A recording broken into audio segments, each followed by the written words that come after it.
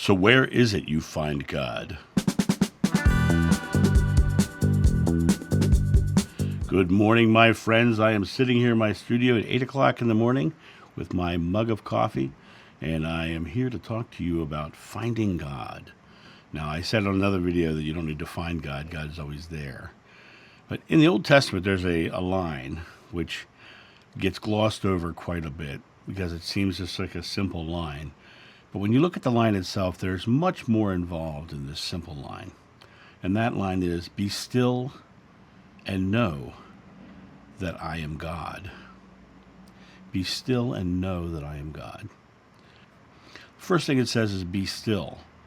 Stillness. Now, when you look at that from the perspective of meditation, from, as I would call it, sitting in love, being still, being not of this world, but in this world. And literally just being still and being aware. Be still and know that I am God. In that stillness, there is a knowing.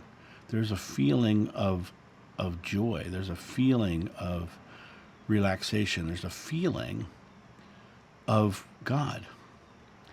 And the interesting thing about it is it was your choice to be still. It was your choice to set down the worldly affairs and come to that space of stillness. Be still and know I am God.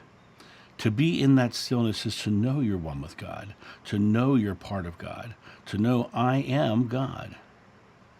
Be still and know I am God, because this is talking about the oneness of God. This is talking about you coming to that space of realization where you yourselves are one with God. But it also begins with that choice of being still. You know, the world is like a hurricane, and we're sitting in the eye, right? And all of our lives are our own hurricane, and the world swirls around us, and sometimes it's hard to see the way through or the way out because of the things swirling around us. But imagine if you could just be still and the swirl would go away, and suddenly you would know that you were God. Know that you are one with the source. Know that everything's okay. Be still. Be still. That stillness stops the swirl. All the swirl really is your fear. You're afraid you can't get things done on a specific timeline. You're worried that you're not going to be able to do something for somebody and they're not going to like you. You know, there's all kinds of things that are swirling around you. But when you release the thoughts of the world, when you release the struggles and fears and anxieties, and you come back to that stillness, right there at the bottom of your breath, like I say on many other videos, right there at the bottom of your breath is your connection to God. And it's a matter of realizing that you get to choose to experience it. You get to choose to come back to that space of being still. I choose to be still so that I can know that I am God. I am one with God. We are created in God's image. The Father and I are one. You are one with God. And it's right there. It isn't something you seek, their connection to God. It's something you acknowledge. It's something you strip away and expose. It's not something you hunt for, that connection to source, that connection to spirit. It's something you strip away the things that obscure its view. And the way you strip away it is by being still and knowing. Being still and knowing. The word acknowledge means to know. I just know it. I am being still and I just know that I'm one with God. And then that oneness, you come to the space of realizing that everything's okay. Everything's fine. I have no need for fear. The Buddha said the secret to enlightenment is the eradication of fear. So we were releasing fears. By letting that swirl of that hurricane flowing around us fade away because of our stillness, we're releasing the fears that create the swirl. And we can let it go on, and we can be part of that life. And the more you come back to that space of stillness and knowing that you are God, knowing I am God,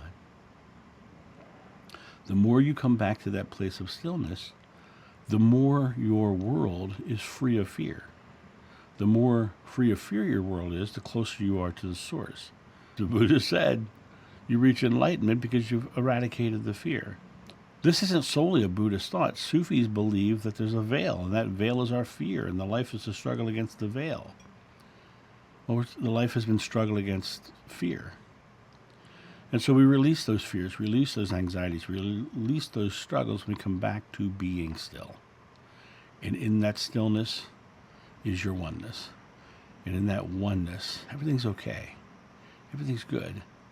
And then you start to realize that being part of God and being one with God, you get to literally believe things into existence. Yeah. When you pray, believe you shall receive, and you shall. And you can ask a mountain to move, and it will move. Nothing's impossible for you. It's all in the books. It's just a matter of stripping away the fears of man that are in those books so you can see the truth of things. Be still and know that I am God. Set down the fearful things and come back to that beautiful, loving space that is God. Be still.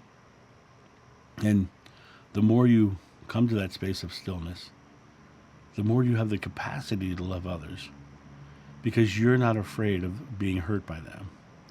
You have the capacity to love more so when you are not being surrounded by the swirl of fear and anxiety of a hurricane. And that's my thought on this. You guys have a great day, and I'll talk to you soon. See ya.